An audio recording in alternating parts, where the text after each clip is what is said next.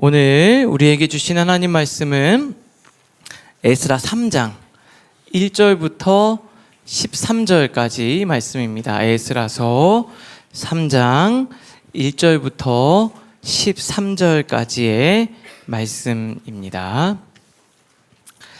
우리 찾으셨으면 다 같이 한 목소리로 우리 하나님 말씀을 봉독하겠습니다. 이스라엘 자손이 각자의 성읍에 살았더니 일곱째 달에 이르러 일제히 예루살렘에 모인지라. 요사닥의 아들 예수아와 그의 형제 제사장들과 스알디엘의 아들 수룹바벨과 그의 형제들이 다 일어나 이스라엘 하나님의 제단을 만들고 하나님의 사람 모세의 율법에 기록한 대로 번제를 그 위에서 드리려 할세. 무리가 모든 나라 백성을 두려워하여 제단을 그 터에 세우고 그 위에서 아침 저녁으로 여호와께 번제를 드리며 기록된 규례대로 초막절을 지켜 번제를 매일 정수대로 날마다 드리고 그 후에는 항상 드리는 번제와 초하루와 여호와의 모든 거룩한 절기의 번제와 사람이 여호와께 기쁘게 드리는 예물을 드리되 일곱째 달 초하루부터 비로소 여호와께 번제를 드렸으나 그때 여호와의 성전 지대는 미처 놓지 못한지라. 이에 석수와 목수에게 돈을 주고 또 시돈 사람과 두로 사람에게 먹을 것과 마실 것과 기름을 주고 바사왕 고레스의 명령대로 백향목을 레바논에서 요빠 해변까지 운송하게 하였더라. 예루살렘에 있는 하나님의 성전에 이른 지 2년 둘째 달에 스알디엘의 아들 수룹바벨과 요사닥의 아들 예수아와 다른 형제 제사장들과 레위 사람들과 물을 사로잡혔다가 예루살렘에 돌아온 자들이 공사를 시작하고 20세 이상의 레위 사람들을 세워 여호와의 성전 공사를 감독하게 하며 이에 예수아와 그의 아들들과 그의 형제들과 감미엘과 그의 아들들과 유다 자손과 헤나닷 자손과 그의 형제 레위 사람들이 일제히 일어나 하나님의 성전 일꾼을 감독하니라.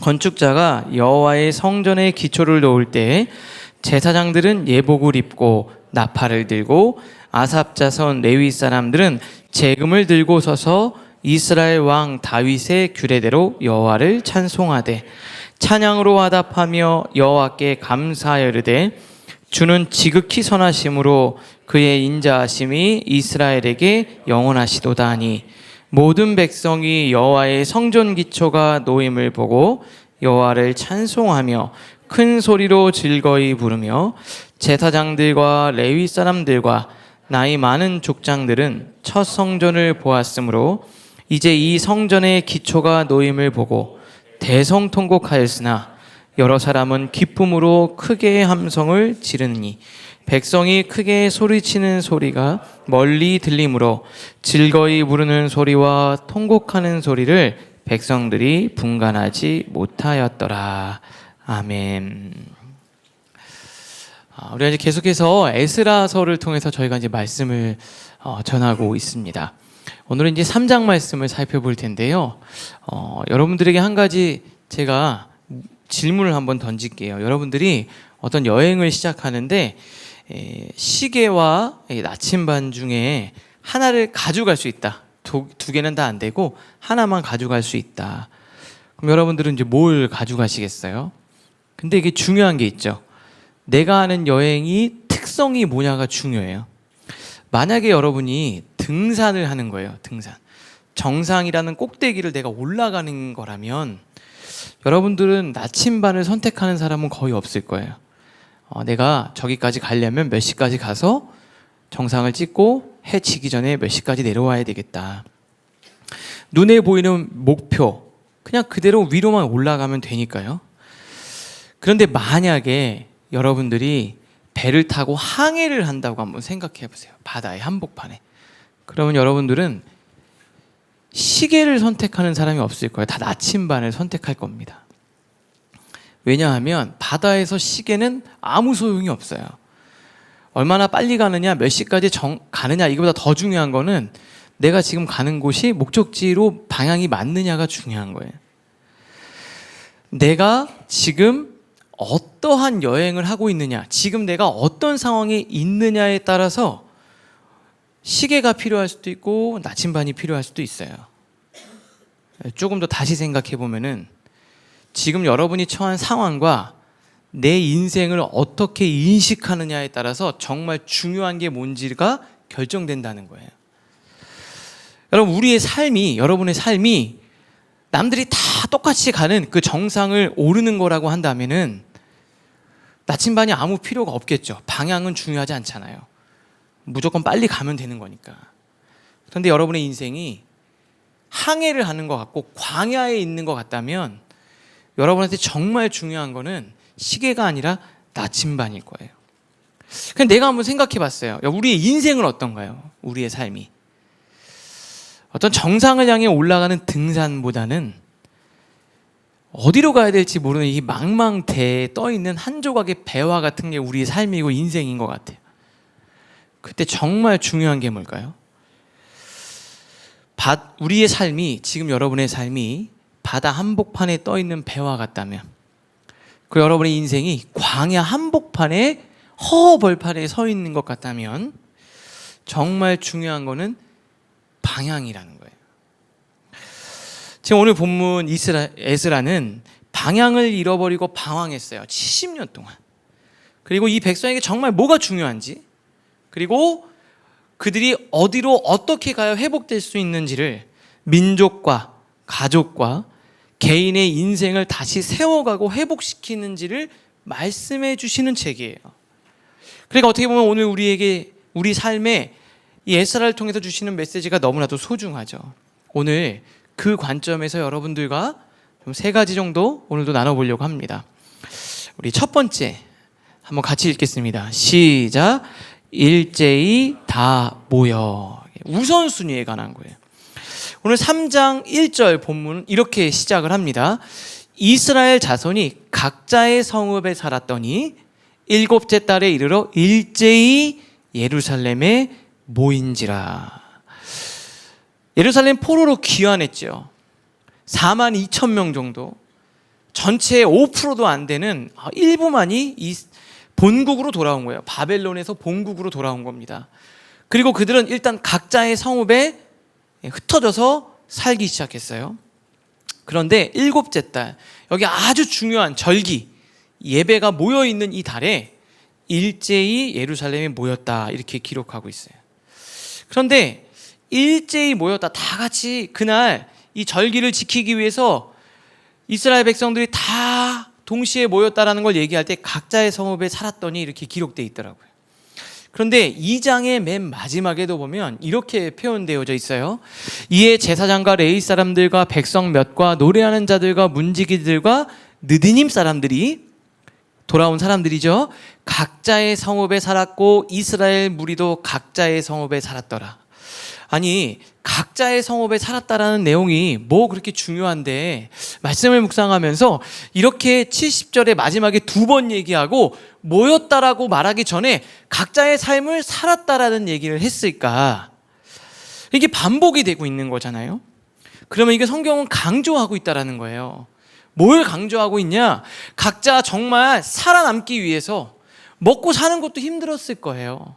바벨론에서 정말 잘 살았고 최고로 잘 나가는 나라에서 이제 아무것도 없는 기반 시설도 없는 본국에 돌아와서 그들은 살아내는 것 자체도 버거웠을 거예요. 그런데 그렇게 열심히 살다가 각자의 삶이 다 있었고 다 각자가 해야 될 일이 많았지만 하나님 앞에 예배를 드리는 때가 되니까 그들이 일제히 모이기 시작했다. 이거를 성경은 강조하고 있는 겁니다. 여기서 일제히라는 말을 영어로 보니까 마치 as one man, 한 사람처럼 다 모였다라는 거예요. 저는 이거를 한번 상상을 한번 해봤어요. 일제히 한 사람도 빠짐이 없었대요. 그러니까 이게 어떤 얘기냐면 42,000명이 다 갔는데 각자의 삶을 살고 정신없이 살아가고 있는데 이날 모여야 되는 날이에요. 근데 지금처럼 우리 뭐 라이프 처치는 주보 대신에 카카오톡으로 공지가 가잖아요. 공지도 안 보냈어요. 그런데 그날이 딱 되니까 모인 거예요. 여러분, 저희가 날짜를 정해놓고 제가 오늘 끝나고 우리 라이프 처치 전교인 다 모이는 거예요. 우리 다 기도하는 겁니다. 이렇게 해놓고 문자도 안 보내는 거예요. 그날 전교인이 한 명도 빠짐없이 왔다는 거예요. 감동이 없으시네요. 아니, 저는 너무 놀란 거예요. 42,000명 한 사람이, 이슈가 한 사람도 없는 사람이 있을까요? 모두가 모일 수 있는 상황이 다 됐을까요?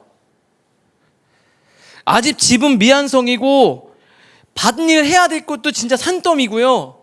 거기서 자녀들도 돌봐야 되고 애들도 데리고 왔다 갔다 해야 되고, 그런 상황 속에서 백성들이 모두가 하던 일을 멈추고 한 명도 빠짐없이 다 모였다는 거예요. 너무 감동적이지 않나요? 저는 이게 너무 놀라웠어요. 말씀을 묵상을 하면서. 그러니까 어떻게 이렇게 한 명도 빠짐없이 이날 다 모였을까? 성경이 그거를 에스라가 기록해 놓은 거예요. 와, 각자가 삶이 다 있었는데 약속한 그날, 예배를 드리는 그 절기를 지키는 그날 한 명도 빠짐없이 다 모인 거예요. 미리 연락도 안 하고 공지도 안 하고, 뭐 지금처럼 뭐 유튜브가 있는 것도 아니고 SNS가 있는 것도 아니고 핸드폰이 있는 것도 아닌데 어땠을까요? 모두가 그날을 기다린 거예요. 마치 이런 거죠. 라이프 처치 전교인 총동원주의를 제가 선포했어요. 한 명도 빠짐없이 다 모인 거예요. 한번 해볼까요? 되는지. 네. 여러분들도 어떤 모임을 하잖아요. 뭐 한 친구들끼리, 뭐 한 10명, 친한 친구들끼리 모이는데, 야, 이날 모여! 그런데 그날 한 명도 안 빠지고 10몇 명, 10명도 모이는 게 어려워요. 그런데 이들은요, 다 모였어요. 한 명도 빠짐없이 모였어요. 전 이걸 보면서 이들이 뭘 정말 기다리고 중요하게 여겼을까? 하나님 앞에 예배하는 그날이 그들에게 정말 중요했던 거예요. 이거는 여건과 상황과 상관없는 거예요. 그들에게는 이게 제일 중요한 우선순위였다는 거예요. 여러분, 우리 현실에서 살다가 보면 언제나 막 일이 여러 가지가 막 치고 들어오잖아요. 끊임없이 뭔가 끼어들지만 중요한 것을 중요하게 여기고 놓치지 않았다라는 거죠. 그러니까 멈출 수 있었다라는 거예요. 그럼 누가 멈추는 거예요? 누가 멈출 수 있습니까? 내가 하던 일을, 여러 가지 일들을, 급한 일들을, 내 앞에 처해진 문제들을 다 멈추고 하나님 앞에 누가 나올 수 있냐라는 거예요. 그거는 그 안에 우선순위가 분명하게 정리된 사람만이 할 수 있는 거예요. 다시 말하면 중요하다고 생각하는 것을 진짜 중요하게 여길 수 있는 사람. 더 말씀드릴게요. 중요하다고 인식하는 거를 중요하게 여길 수 있는 사람이 멈추는 거예요. 중요하다고 생각하는 사람이 멈추는 게 아니에요. 그게 진짜 중요하다고 인식하고 받아들이는 사람, 여기는 사람인 거예요. 내가 지금 왜 살아가는지, 왜 일하는지 그 이유와 목적이 내면에 정리가 돼 있고 질서가 잡힌 사람이 그게 되는 겁니다. 여러분들이 막 우선순위에 관련된 여러 가지 뭐 자기계발서도 많이 있잖아요. 저는 우선순위라는 책 이야기할 때 스티븐 코비가 말한 소중한 것을 먼저 하라, 이 책에서 말했던 내용이 저한테 굉장히 인상적이었어요. 이제 한 비유를 듣는데 이 책에서 저자가 수업 시간에 대학 강의실에 이제 교수님이 딱 들어오는데 이만한 항아리 같은 통을 가지고 오는 거예요. 그러면서 먼저 큰 돌이 있고요, 작은 자갈 같은 자그마한 돌이 있고, 그 다음에 모래가 있는 거예요. 그래서 먼저 큰 돌 몇 개를 탁 넣었어요. 넣을 수 있는 데까지. 그리고 학생들한테 물어보는 거죠. 이게 다 꽉 찬 거 같냐고. 그때 아직 안 찼다고. 맞다고. 그 다음부터 작은 돌을 이렇게 넣었어요. 이게 다 꽉 찬 것 같냐고. 그래서 아니라고. 그 다음 모래를 부어서 흔들어서 채울 수 있는 데까지 딱 채운 거예요. 그러면서 제가 뭘 얘기하는 것 같냐 그랬더니 뭐 우리의 인생에는 최대한 넣을 수 있는 만큼 최대한 더 넣을 수 있다 뭐 이런 얘기들도 막 하고 막 그랬어요. 근데 그분이 뭐라고 했냐면 이렇게 얘기하는 거예요. 큰 돌부터 넣지 않으면 나중에는 큰 돌을 넣을 수가 없다라는 거예요. 자, 여러분, 우선순위라는 게 어떤 건 줄 아세요? 중요한 거를 먼저 한다라는 게 어떤 의미인 줄 아시냐고요. 내가 중요하다고 여기는 것을 먼저 하지 않으면은 나중에는 이 중요한 걸 못한다라는 게 우선순위가 중요한 이유인 거예요. 우리가 중요하다고 여기는 것이 왜 우선순위가 중요할까요? 처음에 뭘 해놓고 작아려면 나중에 큰 돌 못 넣어요. 못 넣습니다. 그거. 이거 넣으려면 어떻게 해요? 처음부터 다시 다 끄집어내야 돼요. 우리의 인생도 마찬가지인 거예요. 여러분한테 뭐가 되게 중요하죠? 정말 중요한 게 있어요. 근데 그 중요한 거를 미루고 안 중요한 건 아닌데 조금 덜 중요한 것들을 채우다 보면 그 중요한 건 나중에 넣을 수가 없어. 내 인생에. 그 교수님이 그런 거예요. 큰 돌을 먼저 넣지 않으면 나중에는 큰 돌을 넣을 수 없습니다. 여러분들한테 인생에 있어서 정말 중요한 게 뭐라고 생각하세요? 우리는 늘 하나님 너무 중요하죠. 근데 뭐라 그러죠? 내 삶이 바쁘니까. 그런데요, 지금 이스라엘 백성들은 먹고 사는 것도 어려웠을 거고요, 이들이 경제적으로 여유가 있는 것도 아니었고 할 일이 없고 편안한 게 아니었어요. 근데 이들한테는 하나님께 예배하는 것, 그게 제일 중요했던 거예요. 그리고 함께 모여서 절기를 드리고 공동체 신앙을 세우는 것이 그의 삶의 목적이었다라는 거죠. 내가 잘 먹고 잘 사는 게 목적인 사람은 절대 멈출 수가 없어요. 내가 신앙생활하는 것이 내 삶에 도움이 될 때는 되지만 신앙생활하는 것이 내 삶을 살아가는 데 유익하지 않을 때는 언제든지 신앙생활을 미룰 수 있는 거예요. 그런데 신앙생활, 삶을 살아가는 것이 내 신앙의 도구가 되고 수단이 되고 기반이 될 때는 이게 목적이니까 그걸 위해서 나갈 수 있는 거예요. 여러분, 빅터 프랭클 박사가 책에서 이렇게 얘기했어요. 생물학적 이상의 삶이죠. 동물적인 본능적 이상의 삶을 살아가기 위해서 우리 인간에게 중요한 게 뭐냐면 자극과 반응 사이의 공간에서의 선택이 중요하대요. 다시 말씀드릴게요. 어떤 자극이 있으면 반응이 있기 마련이죠. 그 사이에 공간이 있다는 거예요. 그런데 동물적인 삶은 뭐죠? 그냥 자극이 오면 그거대로 반응이 하는 거예요. 급한 일이 막 치고 들어오면 당황해서 그냥 그거 하는 거예요. 지금 나한테 어떤 외부적인 상황에 흔들리지 않고 내가 무엇을 선택할지 결정할 수 있는 사람은 그 공간 안에서 멈추고 생각할 수 있는 시간이 필요하다는 거예요. 여러분, 우리가 용기를 내서 멈추고 생각하고 내 삶 속에서 어떤 자극이 들어올 때 내가 어떤 반응을 할지를 내가 멈추어서 예배를 통해 말씀을 통해 주일마다 생각하지 않으면 여러분들은 살아가는 대로 생각하게 되는 거예요. 자, 오늘 본문 잘 보세요. 이들이 처음에 무슨 목적으로 왔죠? 먹고 살기 위해 본국으로 돌아온 거 아니야. 먹고 사는 거는 바벨론이 더 나아요. 근데 뭐 때문에 온 겁니까? 내가 예배를 회복하겠다, 공동체를 세우겠다, 무너진 예루살렘 성전을 다시 건축하겠다, 그렇게 온 거예요. 그런데 사람이요, 와가지고 막 정신없이 살다가 보면은 내가 왜 왔는지를 잊어버려요. 여러분들은 신앙생활 할 때 뭐죠? 우리는 하나님을 사랑해서 모인 사람들이에요. 나를 구원하신 십자가의 그 사랑이 너무 좋아서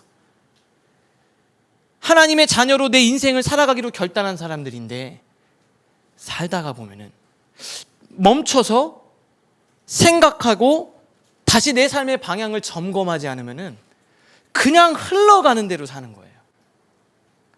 그리고 살아가는 대로 내 생각도 바뀌게 되는 거예요. 먹고 살다 보니까 문제의 마음을 빼앗겨서 본래의 목적을 잊어버리기 쉬웠어요. 그래서 그들은 확인하고 점검하기로 결정하고 그 절기 때 모두가 다 모여서 예배를 드리면서 그들은 왜 우리가 돌아왔는지를 확인하고 점검한 거예요. 다시 말하면은 그 목적을 잊지 않으려고 애를 쓴 거예요. 우리도 마찬가지예요.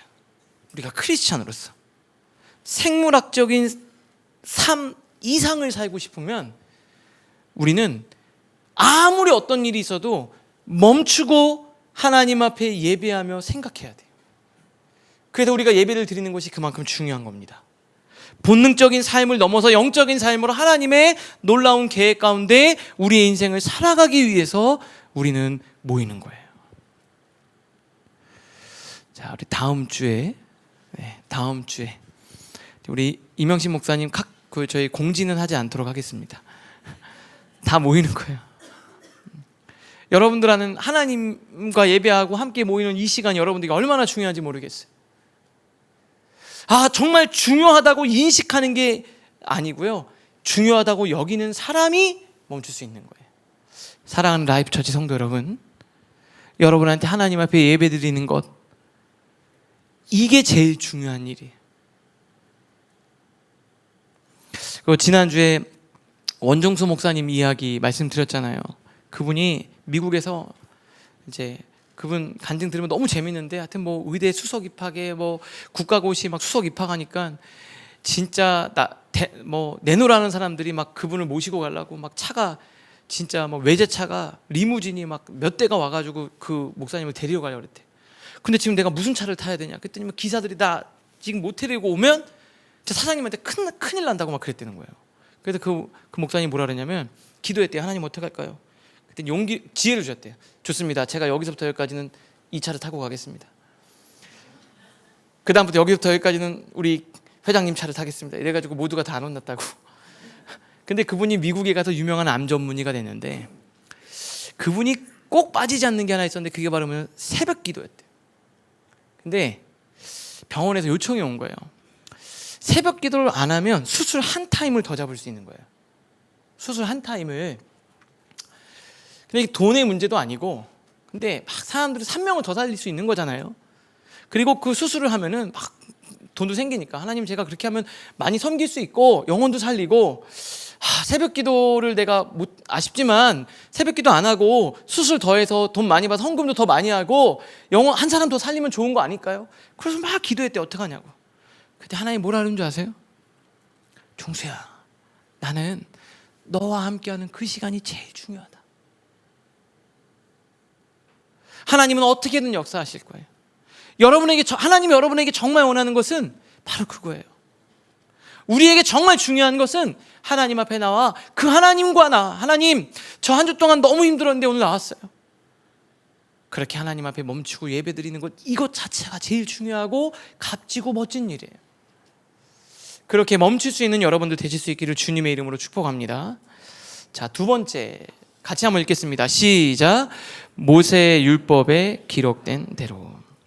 그러면서 본문이 이제 2절부터 무슨 내용이 나오냐면요, 그들이 모여서 제단을 쌓고 예배를 드리고 제사를 드렸다는 내용을 기록하고 있어요.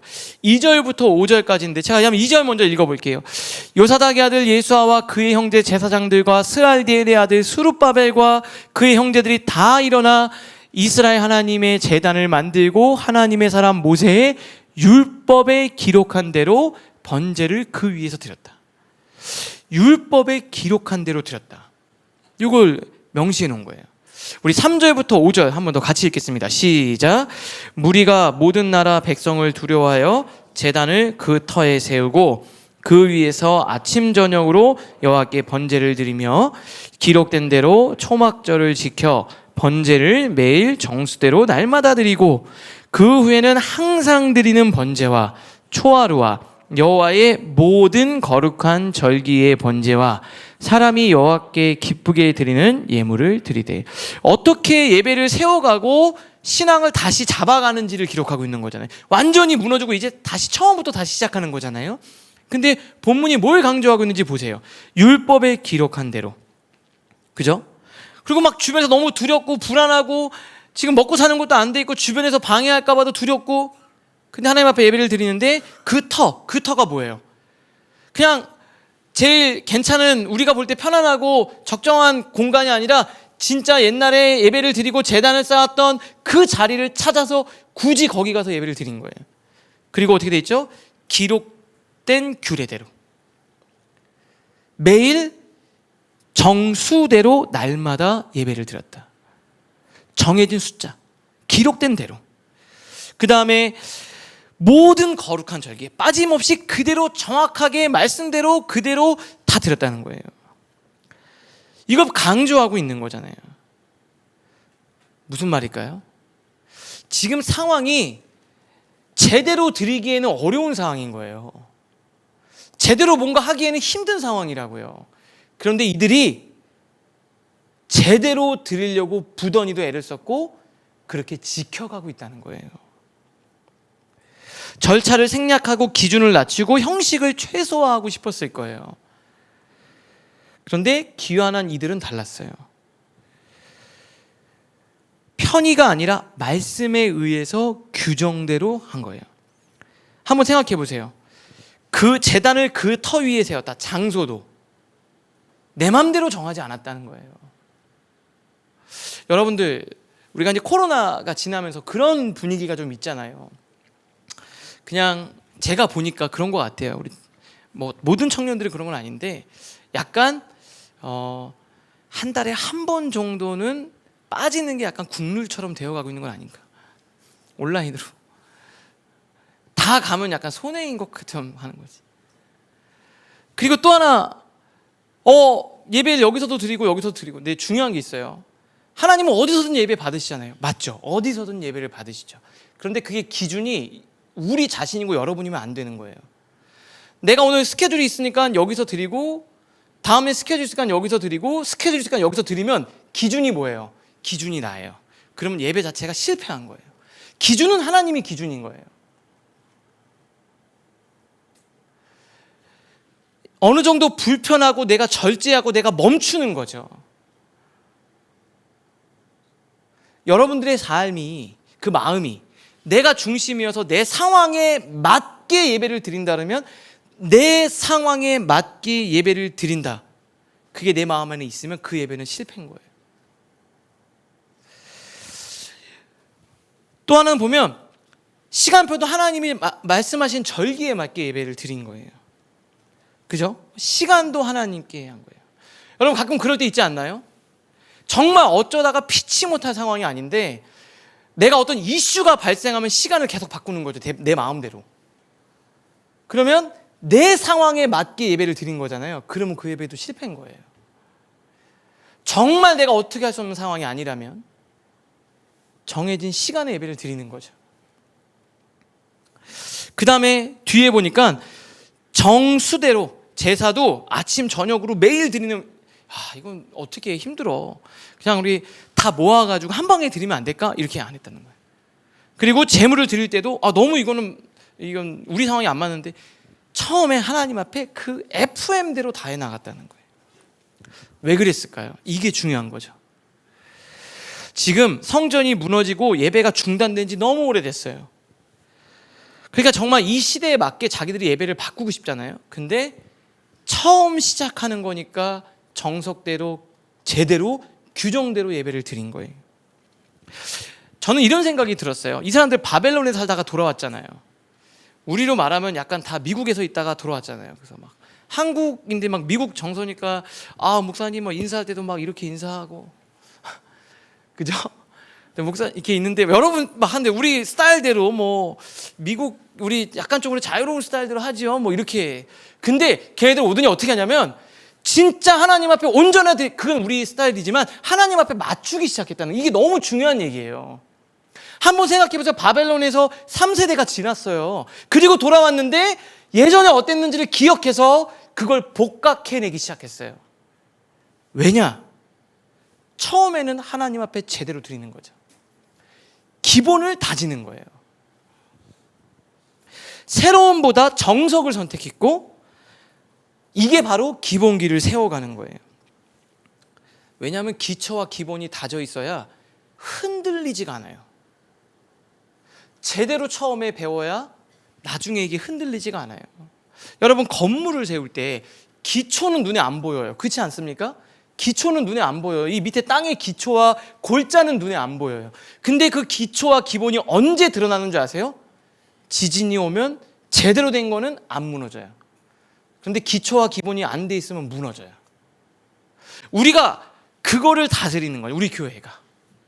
이제 우리가 세워갈 때. 우리 신목사님 왜 이렇게 타이트하지? 기초와 기본을 다지는 거예요. 제가 이제 교회를 개척하니까 많이 물어봐요. 그래서 막 우리 교회 화면도 보이고 막 이런 것들 보면서 이게 좀 새롭고 젊은 교회고 막 물어봐요. 목사님 어떻게 하냐고. 근데 막 이런 거 화면, 영상, 뭐 이미지 뭐 이런 거 얘기하지만 사실 정말 제가 해드리고 싶은 거는 보이는 거는 그렇게 보일 수 있지만 사실 우리 안에 들어오면 우리 안은 기본적인 거를 너무 중요하게 여기는 교회예요. 여러분, 어떤 아이디어나 어떤 방법은 한두 번은 성공할 수 있지만 뒤에 가서는 할 수가 없어요. 요즘에 제 딸이 그림을 되게 열심히 그리고 있거든요. 연습하고 막 이제 미술 그림을 그리는데 제가 그걸 보면서 깨달은 게 있어요. 이게 어쨌든 약간 모순이지만 역설이라고 말하는 게 좋겠네요. 어떤 자유로움 있잖아요. 내가 자유롭고 싶다. 근데 굉장히 역설적이게도 이 자유로움의 전제는 내가 나를 컨트롤할 수 있느냐가 자유로움의 전제인 거예요. 내가 그림을 그리는데 내 손이 표현하고 싶은 걸 마음대로 표현하고 싶어요. 자유롭게 표현하고 싶어요. 누가 그림을 자유롭게 표현할 수 있을까요? 내가 그리고 싶은 대로 내 손이 따라주는 사람이 자유롭게 그리는 거예요.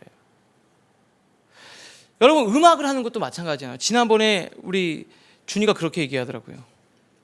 왜 깜짝 놀래? 딴 생각하고 있었니? 아니. 준이가 갑자기 이러는 거예요. 음악을 자유롭게 표현하려도 실력이 있어야 되거든요. 이렇게 얘기하더라고요. 우리가 여러분 즉흥 연주를 한다 그래요. 갑자기 나와서 우리 즉흥 연주 합시다. 노래하고 막 기타 치고 누가 즉흥 연주할 수 있어요? 피나는 노력이 돼서 내 손이 악기를 연주하는 내 손이 내 말을 듣도록 통제가 되는 사람이 자유로운 거예요. 여러분이 하나님 앞에서 하나님의 자녀들을 어떻게 살아갈 수 있느냐? 하나님 앞에서 경건의 훈련이 되어서 몸에 익힌 사람이 되는 거예요. 전 놀랍더라고요. 근데 내가 스스로 컨트롤과 통제력을 내가 갖추지 못한 사람은 자유로울 수가 없어요. 끌려다니는 거예요. 계속 여기저기. 공부도 그래요. 공부를 개념으로 하는 사람이 있습니까? 다 훈련으로 하는 거예요. 신앙생활도 마찬가지예요. 여러분, 신앙생활 개념으로 합니까? 그거 모르는 사람이 어디 있어요? 근데 그게 다 몸에 익히는 훈련으로 되는 거예요. 그래서 장신대에 저희 이제 신학교를 가면은 한경지 기념 예배당이 있고 그 광장인데 거기가 미스바라는 광장이에요. 거기 앉아 있으면 그 건물에 두 개의 글자가 있어요. 그게 바로 뭐냐면 경건과 훈련 이렇게 돼 있어요. 훈련이 되는 거예요. 근데 훈련은 어떤 거죠? 여러분 청년회 때 정석을 배우셔야 돼요.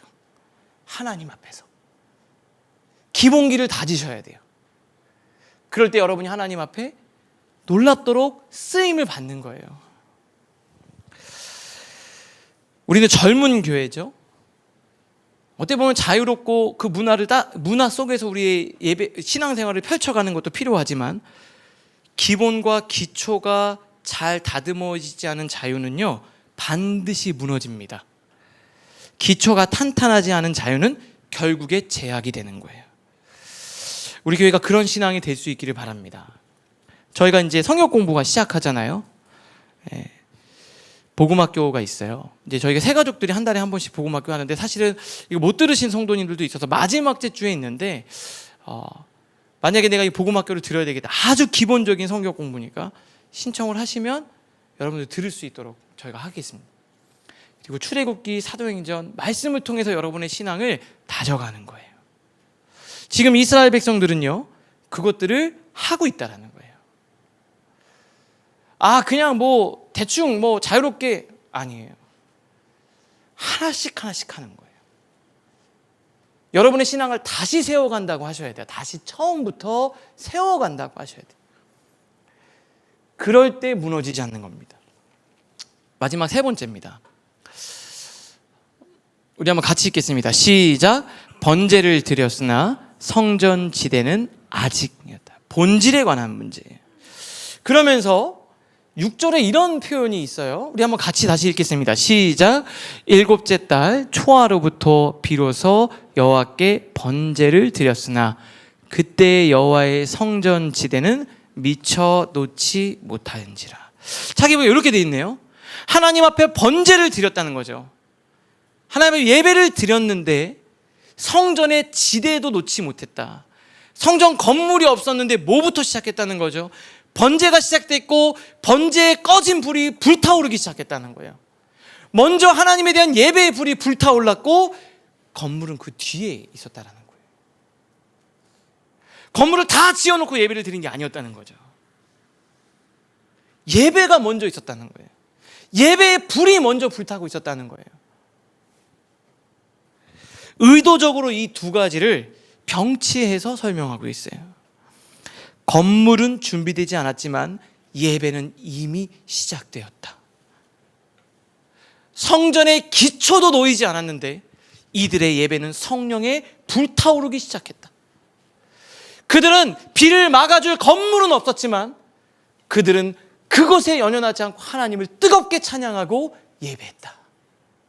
여호와께 번제를 드렸으나 기초조차 놓지 못했다. 그리고 나서 7절부터 공사가 진행이 되는 거예요. 예배가 불씨가 되면 건물이 열매로 따라오는 거예요. 예배가 살아있으면 하나님의 때가 되면 하나님이 교회를 세워주시는 거예요. 건물을 세우시죠. 저도 라이프처치 담임 목사라서 고민이 엄청 많죠.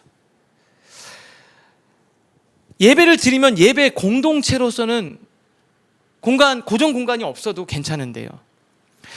이게 이렇게 예배를 드리는 게 훈련을 해야 되잖아요. 이번에 성경 공부는 진짜 많은 분들이 하셔가지고 이게 저희가 있는 그 사무실에서 예배 성경 공부를 하기가 어려울 정도의 인원이 온 거예요. 중간에 막 다 이게 클로즈하고 닫았는데도 그래요. 교회 학교 아이들 그들에게 다음 시대의 신앙을 전수해야 되는데 그러면 교육이 필요하잖아요. 교육을 필요할 때는 공간이 필요한 거예요. 그래서 훈련해야 될 장소, 다음 세대를 교육하기 위한 장소가 필요한데, 그래서 제가 오늘 말씀을 보다가 무슨 생각이 들었냐면 이렇게 말씀하시는 것 같아요. 라이프처치 예배에 불이 불타오르면 하나님이 하실 거라는 거예요. 그게 먼저라는 거예요. 그러니까 저는 어떻게 이거를 해야 되나, 사역하고 세팅하고 있는 사람들도 청년들도 힘들고 잘 모르지만 제가 여러분들 좀 지친 건가 이렇게 눈치 보고 있는 거 잘 모르시죠?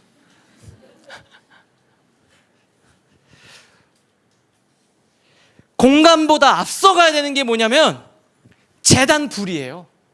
예배의 뜨거움입니다. 우리 안에 그런 예배의 뜨거움이 넘치기를 간절히 원합니다. 여러분, 다음 세대가, 저 그랬어요. 우리 공간이 없으니까 다음 세대 교육이 어떻게 되나, 저 이런 생각이 들었어요. 우리의 그 뜨거운 예배를 라이프 가든 아이들이 배우자. 가정을 사랑하고 감사가 넘치는 우리의 언어를 먼저 배우는 거죠. 그런 생각이 들었어요. 부모가, 가정도 그렇지 않나요? 멋진 집, 좋은 환경, 좋은 차, 이런 거 다 좋지만 부모의 모습을 통해 그 자녀가 성장하잖아요. 우리 청년들이 우리 예배, 앞서간 선배 세대의 뜨거운 예배를 먼저 배우게 하자. 제 마음속에 하나님이 그렇게 말씀하시는 거예요. 부모의 눈물의 기도, 하나님을 사랑하는 모습, 감사의 고백, 진실한 태도, 그게 우리 아이들의 제단에 불이 되게 하자. 이게 하나님의 방식이에요. 예배가 불씨가 되면 하나님께서 우리를 인도하십니다. 예배가 살아있으면 때가 되어 기초도 세우시고 우리에게 공간도 주실 거예요. 그래서 제가 여러분들과 같이 좀 이렇게 하고 싶은, 요즘에 이제 시인 코스프레는 아니고요. 한번 또 써봤어요. 제가 먼저 앞에 한 줄 읽으면 여러분들이 뒤에 읽어주세요. 힘차게 읽어주세요. 힘차게 읽어주세요. 제가 먼저 이렇게 제가 성전의 지대가 놓이기 전에, 그럼 밑에 뒤에 읽는 거예요. 네, 제가 기둥이 세워지기 전에 이렇게 하는 거예요. 제가 먼저 읽겠습니다. 성전의 지대가 놓이기 전에 기둥이 세워지기 전에 지붕이 덮이기 전에 벽돌이 쌓이기 전에 사람이 채워지기 전에 건물이 커지기 전에 우리의 목표가 그게 되면 되는 거예요. 하나님은 나머지는 다 일하실 거예요. 저는 막 뭔가 해야 되는 거 생각했는데 그게 아니었어요. 신목사 너는 그냥 예배 시간에 성도들이 은혜 받는 거에 집중하게 하면 돼. 그 재단의 불이 꺼지지 않으면 돼. 여러분들 안에 오늘 예배를 드리면서 그 안에 심령의 불이 붙으셔야 되는 거예요. 저 어느 순간 이게 이제 다음에 어디로 가야 되나 뭘 해야 되나 이 고민이 있었는데 그 고민은 내가 할 테니까 신목사 너는 라이브 처치 매 시간 성령의 강력한 임재와 성도들의 가정이 세워지고 말씀 중심으로 살아가는 거 너 그것만 하면 돼. 하나님이 그렇게 말씀해 주시는 거예요. 얼마나 감사한지 몰라요.